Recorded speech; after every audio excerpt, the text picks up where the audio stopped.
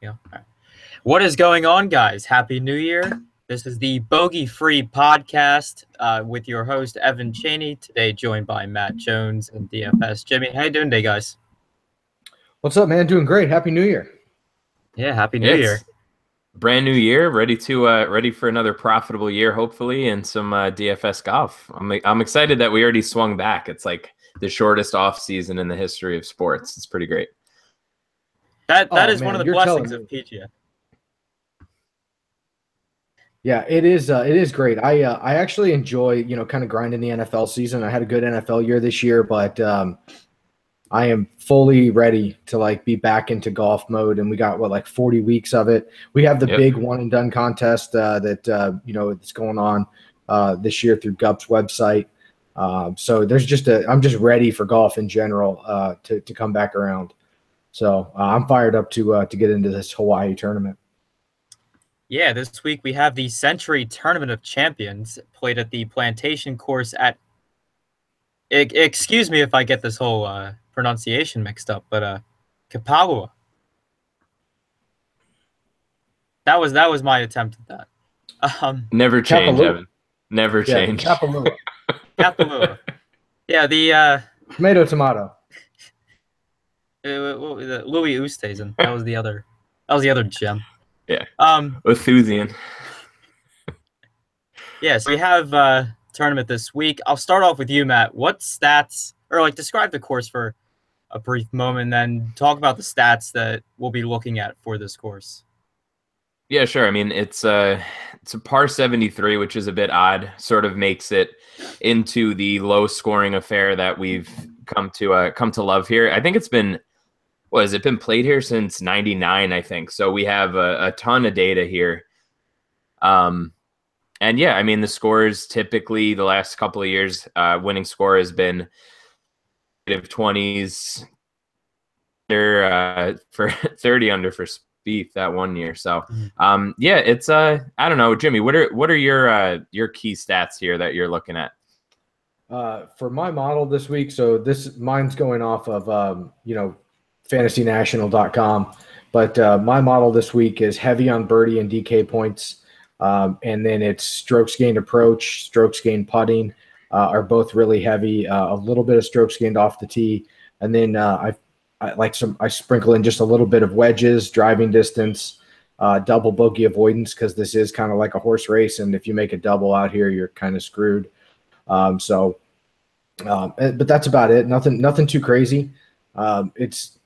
It's the kind of tournament and kind of course that I'm looking for guys that have played it before. I don't really want first-time players here, sans maybe Rahm, as we get into it. It seems like the greens are really slopey, and they tend to be slower than the players are used to, and the guys they struggle with putting. So the one thing that kind of stuck out to me is that the 3 putts here versus the tour average are up significantly. So it just tells me that guys struggle with the putting. So I want guys that have seen these greens before.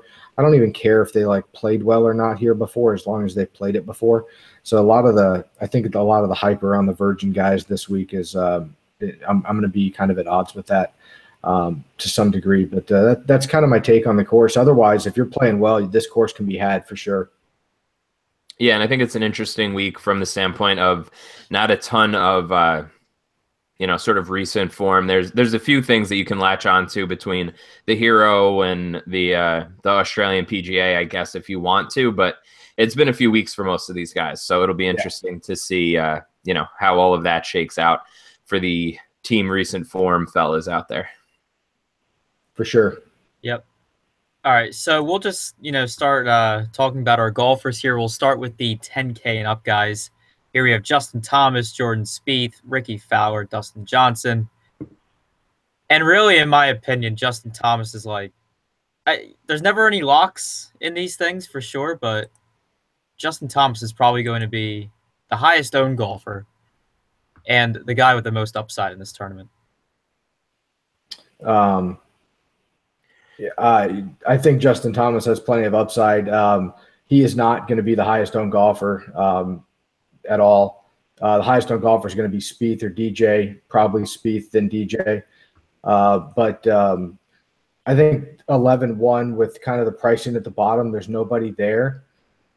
to kind of build around. Maybe Ryan Armour. I don't think people are going to spend up for Justin Thomas. They're going to save the couple $100 and go to a lock in Spieth, who's never finished worse than third at this tournament. He's won it before, and his only other performance was second. So he's going to be the chalk of the slate, followed by DJ, both coming in decent form, and then Ricky Fowler, who's just kind of hot fire, as well as finishing in a fifth and a sixth. So the only two times he's played it, or at least in the last 5 years. Mm-hmm. So it's really hard to get away from any of them. I mean, kind of flip a coin. If you want to play the ownership game, play Ricky. Otherwise, take the chalk and Spieth, and I don't think you're going to be disappointed. Spieth is hot. He just got engaged. So for you narrative street people, I don't know. What are your thoughts, Matt? But Spieth is probably where most people are going to go, and I'll certainly have plenty of him. Yeah, I think that makes sense. For me personally, before I really dove into anything, I was looking at Ricky quite a bit. Yeah. Just the fact that he's probably, at least as things stand now, in this like above 10K range, it looks like he'll probably see lesser ownership than the other three. So hopefully that holds true, and it ends up being like a decent tournament play for me, because I am definitely leaning towards Ricky myself. You can't say like, oh, that, you know, don't play Justin Thomas or don't play Spieth, because that's just you're going to be losing money if you're like totally against Spieth for the year, right? But yeah, I'm sort of leaning towards Fowler, and this is a tough week because it's just like one of those things where all these guys at the top are so good. Yeah. And it's a small field, no cut, like, what is it, 34-ish, 33, 34 guys? Yeah, something like 34, I think. Looking at, you need the winner, and there's a reasonable chance that the winner comes from one of these four guys. So it's just a matter of how you mix them up with some of these cheaper guys as well.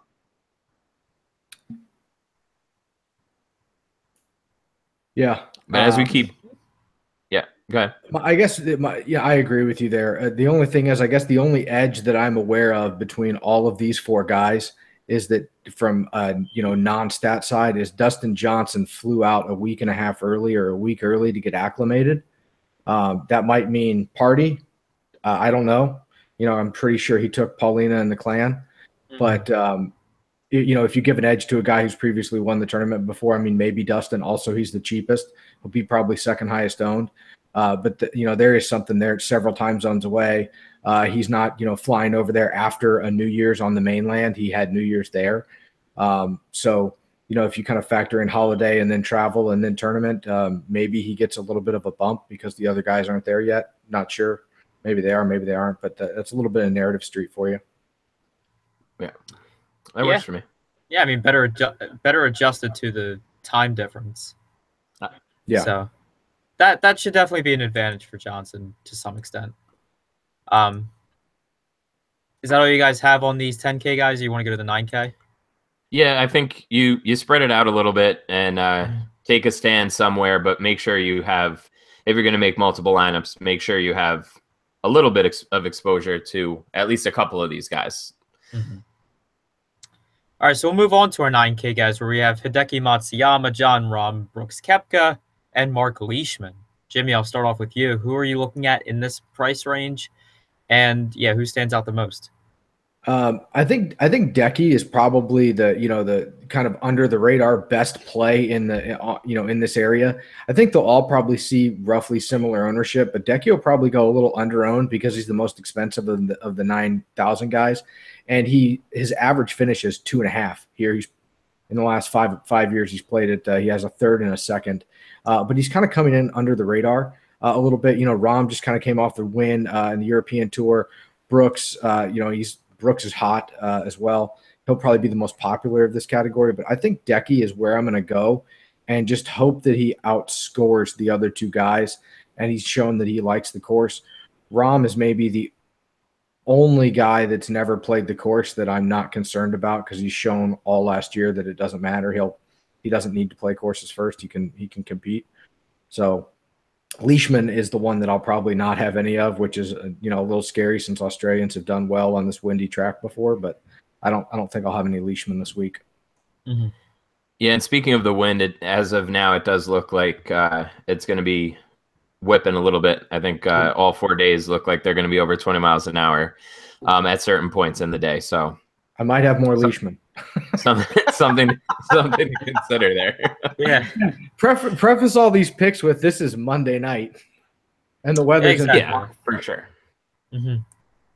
What time is this? Yeah, I mean, for me, I just will always play Rahm. Like, there's no reason for me not to.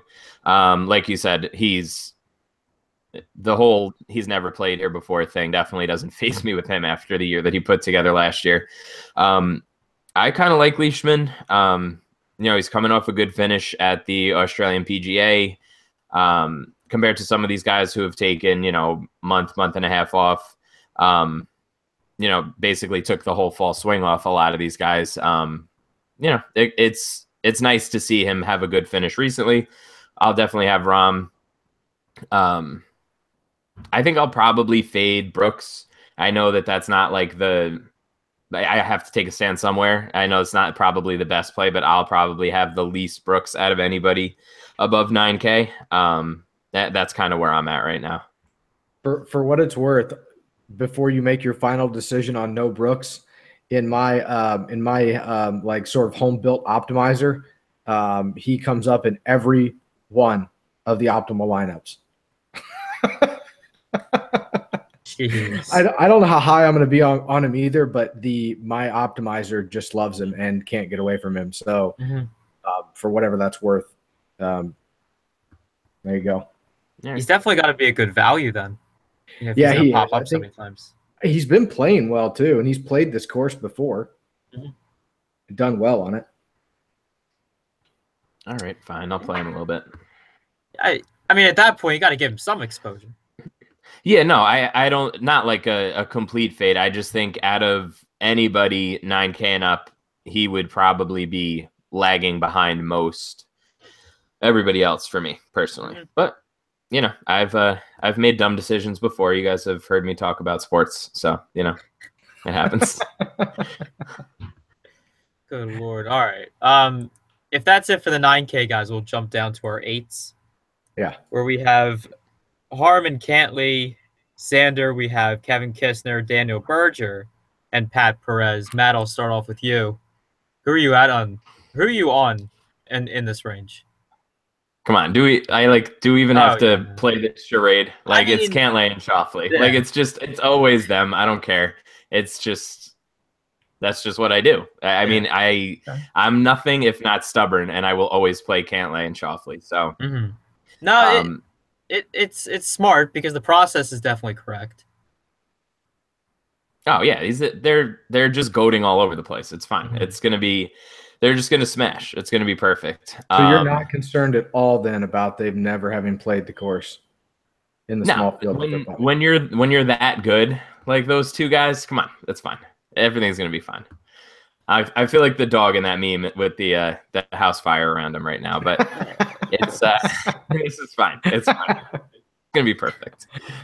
I mean, in this for this range, I just don't. I don't know. I would just rather play those guys. Like, I always feel comfortable clicking on those guys in general. And again, in this range, I mean, I don't know. I guess Pat Perez has a pretty decent, he had a top 3 here last year. But outside of that, nobody in this range really looks like, oh my God, I have to play them because they've done so well on this course before. You know what I mean? Mm-hmm. Yeah, and I do. I think generally speaking, until we get down to like Hudson Swafford, you can, maybe a little above him, Duffner. You can make a case for any of these guys to win this golf tournament, and it be a legitimate, case that has a real chance of, it coming to fruition. Right. So yeah, I mean, it's not like I don't like Cantlay or Schauffele. I'm not sure that, again, I kind of said it at the top. I'm looking for guys that are playing here for the second time or more, mainly because of the putting. And that leads me to guys like Brian Harmon, Kevin Kisner, Daniel Berger. It's Daniel. Did Evan say Daniel Berger? He always says Berger. I do say Berger because for whatever reason, I don't look at a guy's last name and be like, oh, his last name's Berger. I wonder how Daniel Berger would feel about that. Like I don't know. It's for whatever reason it always feels wrong. It's just this is always a thing. Like I don't even flinch anymore when he mispronounces stuff. Like wait till we get to like the majors and there's like random like Asian tour players and stuff. Yeah. Like, it's just that was my favorite. Yeah, that's a bit of a different story.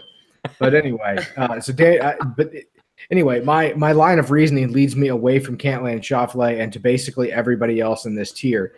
I guess of all the people, if I were playing Cantlay or Schauffele, I would like Schauffele a little bit better just from an ownership perspective.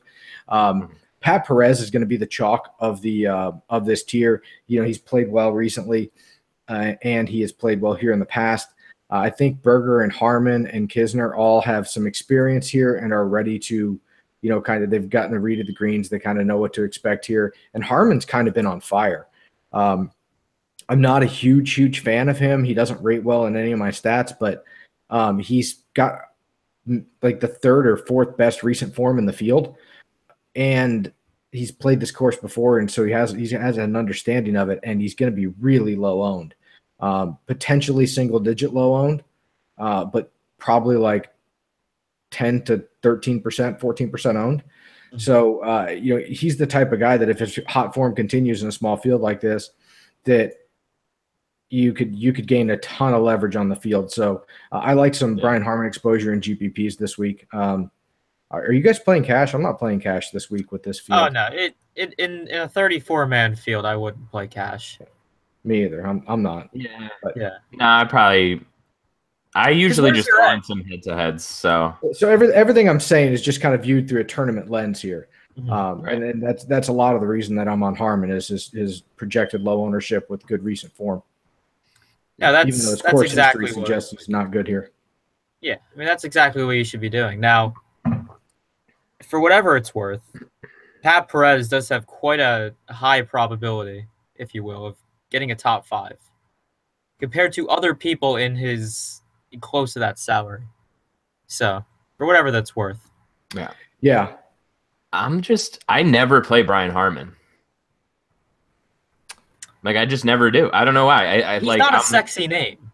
No, I'm like thinking about it though, and I'm like trying to remember if I played him at all last year. Mm-hmm. Like I don't think I did. I don't think I ever clicked on his name once. Well, which maybe mistakes were made. Didn't really burn me. That's the change of the new year. New year, new me. So get some more Harmon in my life. Good Lord. Wonder how that'll go for you.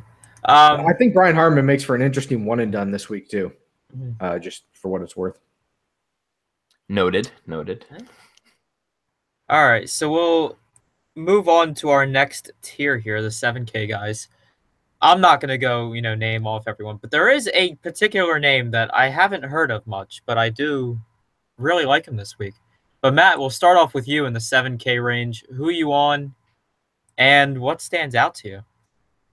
I'm just like fully, I don't know. Jimmy's got me like on skates right now. Like I don't know what to do because I'm thinking about it. I'm like Cam Smith coming off the nice performance at the Australian PGA, and then I look and he's never played here before, and I'm like, fuck, like, damn it, you got in my head to me. But I might not be right. I mean, I feel like you're right more often than not. So I feel like I do have to listen to you on this, like feeling that you need to play guys who have played here before. Quick, like aside, did you hear the story about Bryson today? Oh, what did he do? On Twitter with a couple asked him to take a picture, and he thought that, like they meant with him, and they just asked him to take the picture. And it just made me like I was cracking up. That was super awkward. Oh my god! That is the epitome of just great, just the worst obscurity. It was I just guess very funny seeing that. Like, it's just great. Speaking of guess all those obscure stories Microsoft- we heard for the new year, did you guys hear about this? Like these 10 people that built an island. They like made an island during low tide on right outside of the beach in New Zealand in order to skirt the rules of Oh, drinking alcohol on the beach. See, was these so are the awesome. people. We need more people those are like my this. kind of people. I know, right? These people, it was an island large enough to hold like a picnic table and 10 people in a cooler. So they just climb up on the island, drink their beer, and then get back in the water. That's the dream. Awesome. There you go. That's fantastic. Anyway, moving on to the 7K guys. Fully off the rails. Goodness gracious. This is what happens when there's only 34 guys in the field, though, and there's no cut. It's just like, Yeah, we're not in any danger of going over our hour. What's our time limit? An hour? When is it that people turn us off? Like, I mean, if they haven't already turned us off, as Yeah, I was long as the gonna say. comedy's there. they might have turned it off after Berger, but I guess we'll see if they got to this point. Yeah, if I'm gonna kick off the new year sounding on brand. So Russell Anyway, Henley yeah. to Bryson DeChambeau. So as far as your Cam Smith goes, I like Cam Smith. I think that, like, you know, intuitively he fits this course pretty well, especially if it's going to be windy. And he's in form. I'll probably have some of him. He's the other guy that I might kind of ignore my rule for, on having played, you know, here before. My models and a lot of stuff keeps pointing me to Kizzy, Patton Kizzire, but I'm not sold on that. I think so. My entire take on the 7K range is it really revolves around one player. I like Henley. Just to clarify everything, Henley's my favorite play in the 7K range. I think he's been getting bet down.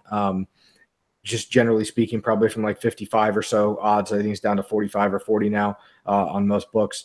So Henley's the guy that I like for that line movement. Also, he's probably projected to be low owned. He's performed well on windy tracks before. On tracks like this, he has experience here. Nothing great, but I think he has the ability to win, and this could be a good year for him. So Henley's my pick here. But the guy that I think is going to determine the slate and probably and certainly determines your ownership in the 7K range is Austin Cook. Mm-hmm. That's Red exactly. hot. So couple of things. One, Golflandia, which is Wiley's podcast, has him on this week. So the community in general is going to be hyped for Austin Cook. The community in general was already hyped for Austin Cook. Like, it's to the point where if you ask, you know, your mom who are you gonna bet for the golf tournament this week, people are going to tell you Austin Cook. So is he too popular in a 34-man slate that you just bet on him to not turn in a top 5 performance at like 30% ownership? I don't know. Yeah. Here's the interesting thing though. It's like, okay, he pops up in all the fancy models and, you know, whatever model you look at, he pops out as a terrific value. Fine. But you look at his competition in the tournaments that he's played. When he's actually challenged, he sucks. Right? He only if I'm going to put it bluntly, that's what it is. And then the events he has played are like the equivalent of the G League. Like, he's played G League type events with poor competition. So it's like, why are we calling him the second coming this week? If there's so many question marks. I mean, that's my only thing with Austin Cook. Like, he seems like a great value on paper. It just, like, I just have a really weird feeling about rostering him at such high ownership percentages when there's absolutely nothing. Yeah, and you make a great point about his, like, the field strength or the level of competition he's gone against. Until you just mentioned it, I hadn't really noticed it, but I went back and looked, and there had been some high field strength events that had been played in the swing season with the Hero and the WGC. I thought he had played in those events, but when I look at it, he didn't. He played in every week event in the last like 6 events. So, you know, that's an interesting point that when you look at like his high ownership, what does he need to do to return value for you or to make it worth that? And I think it's probably a top 5 and maybe a top 8. But with the people that he's competing against, I think you're absolutely right, Evan. I don't necessarily see that. So I think I might fade the 30% owned Austin Cook and just hope he doesn't bank another tournament. Mm-hmm. Yeah, it's just one of those things where like what is at that ownership, what is the upside, right? Like it's not a situation where you have NFL a running back who's like 3,500 and they all have equal opportunity, right? They're all playing the same number of golf holes. Exactly. We're not like so yeah, I'm fully on board with that too. I think that it's an easy fade for me. And if I get burned by Austin Cook, I get burned by Austin Cook. We got 39 more weeks after this one, so whatever. I already got burned by him betting him for 3 weeks in a row, and I got off him the week he won. So yeah. Good one. What about Bryson? Are you going to play any Bryson down there? Because I mean, I don't think people are going to like. Steele is interesting to me in the 7,000 range. I mean, he deserves a sprinkle. I'm not sure about Kizzy, although he's been red hot. Duffner, nah. But like DeChambeau is interesting to me. Like I think he maybe has a better year than people think he's going to have in general, and it could. Yeah, I think it makes sense. I think that makes sense. I would rather play him at like a grain of rice of the ownership that Austin Cook is going to see, right? Oh, yeah. Like I think if you project them out, I think they have similar upside, don't you think? Like, is there really that big of a difference? Is there like a 20% difference that Austin Cook is 20% more likely to top 3 or top 5? Like, of course not. So no, they have similar Vegas odds. I mean, they're not significantly different in their price being the same. I think you're right. I would probably rather play Bryson. Mm-hmm. Yeah, my bookie has them at the same odds. So for what that's worth. But yeah, I mean, I think you're in a situation in a strong field, like Evan said, and way too high ownership for a guy who could easily just implode, and it's like 2 double bogeys and you're done here. Right. Like you get off of the birdie train, man, it's hard to keep up with the pack around here. Yeah, for sure. All right. We have any other notes on these 7K guys? You want to jump down to our 6? Let's go to our 6K guys, but man, it's ugly. It's so ugly. Except there is one Grayson Murray. Oh God. He's been very active in the Twitter sphere. Is he still on Twitter? I thought they banned him or something. He banned himself and then he unbanned himself. It was interesting because I actually follow him on Twitter. I follow him on Twitter because I'm just intrigued with what like our president. You kind of just follow him because you're intrigued of what he's gonna say. Well, anyway, but I was scrolling through my Twitter feed one time. And I follow a bunch of different personalities, right? And I see this rant, and I thought it was just from one of the reporters from a conservative news outlet. No, it's Grayson Murray acting like he knows anything about politics. He knows everything, man. He's a smart guy. Yeah, when you're 25 or less, you know everything, and then you turn 25 or 26 years old, and you realize you don't know anything. But that's the nature of like growing up. Grayson Murray just hasn't grown up yet. I can't say you're wrong because I'm definitely in that boat. Yeah, it's what happens, right? It's what happens, and it's only exacerbated when you give millions of dollars to somebody that's under 25 years old. Yeah. Is he worth millions of dollars? Probably at some point. I would think so. If he's not worth millions, he's certainly worth more than my ass is. I mean, but either way, he has the money to be able to kind of do what he wants and act the way he wants. And when you're 20 some years old and you have a lot of money and resources like that, then it's you can there's a certain pattern of events that are fairly predictable until he grows up. I mean, Tiger Woods got chased down his driveway with his wife trying to beat his ass with a 4-iron. He was worth $1 billion. Like, we all got to grow up at some point, right? Yeah. So no, I feel you. Grayson will do his growing up, but I think he is, in terms of like getting us back on track to the golf this week, I do think that he is probably the best play down in this range. He has to be maybe some Ryan Armour. Yeah. Like Ryan Armour's intriguing to me down here, but generally speaking, I don't want to play anybody below Bryson DeChambeau. Mm-hmm. I mean, you really don't have to, depending on, your core golfers for this week. I don't know. Do we? Let's see. Let's build a lineup real quick. So let's jam in like Spieth and DJ, and then let's get Armour, Murray. That leaves you with 8,150 left for the last two golfers. So, I mean, you could stars and scrubs it and put together, a pretty cool combination. Mm-hmm. But I mean, in terms of like lineup construction in general, what do you guys think is going to be the dominant strategy this week? Like, do you guys think they're going to stack up two and then grab two at the bottom in the middle, or what? I mean, I would personally lean toward a stars and scrubs build. I think people have a hard time with that in a field like this. I am very curious to see how that shakes out, because it doesn't. There's no like screaming value down here where you're like, I need to mash this guy in. Even like you said, I mean, Austin Cook, right, is the guy, and he's 7,100. So I think I'll probably expect to see people trying to get two of the top four guys, but I mean, I think there's some really like plus EV lineups that you could build with like kind of balance, like 9K to 8K. Yeah. So it'll be interesting in tournaments for sure to see how that shakes out, because it's just you hit the winner and you hope for the best, right? Mm-hmm.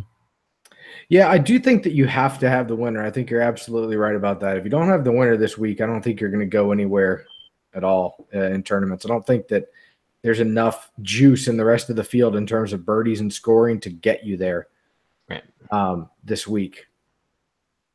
Yeah, and again, as always, it's worth mentioning some of these guys, like I think it was maybe the CJ Cup or the one before that, where somebody had like the 7th or 8th most DK points, even though they had like a shit finish. So like it's definitely possible on a course like this and in an event like this to sort of get there, even if you don't have the best finishing position, but you definitely need, I don't know, 2 top fivers or the winner to really make any money this weekend, I would think. Mm-hmm. Yeah, and I have a hard time seeing that guy with like extra juice in terms of scoring that you're just talking about come from anybody under 7,600, 7,800. Like, there's not a ton of eagles out here, which, it's a short course. You kind of think there would be, but there's not tons of eagles. There's lots of birdies, but there's not like the coveted eagles, which are kind of when we see guys jump ahead of the field in terms of scoring without position placing, that's usually because of eagles. And, so we don't have that this week. So I just don't know. I think you're probably going to have to have pretty close to a perfect lineup to do anything this week. Yeah. And that's another reason why probably cash isn't the best idea, and probably putting in your usual at risk, your regular bankroll percentage, whatever you usually do, is probably a bad idea. Like dial it back a little bit. A lot of the tournaments are smaller anyway this week, obviously. So don't bet the house this week. I think there's some events coming up that you can spend some money, but this week isn't it. That's absolute nonsense, listeners. Don't pay any attention to him there. It's the new year. You should bet the farm on this 34-man field, and everything's going to be fine. This is the equivalent of like a primetime slate. Yeah, no, you're absolutely right. I mean, Yep. it's the equivalent of a primetime slate for golf. But no, do not bet the farm. Do not bet exorbitant amounts of money. But I am super fired up, and I'll probably end up with a little too much exposure this week in general, because you end up building a few too many lineups because golf is back, and that's what we do. Hell yeah. All right. So that'll do it for us. This has been the bogey-free podcast for the Sentry Tournament of Champions. Make sure to subscribe to the podcast on iTunes under Bogey Free. Make sure to subscribe to the YouTube channel, Bogey Free. And make sure to follow us all on Twitter. I am at eChaney17. Matt Jones is at MattJonesTFR. And Jimmy, what? Oh, God, I forget. It's at DFS, Jimmy. You should definitely follow me if you aren't already. Okay. Yeah, so definitely do that. And if we're not winning all the money this week, I hope you guys do. So good luck in your contest this week. See you.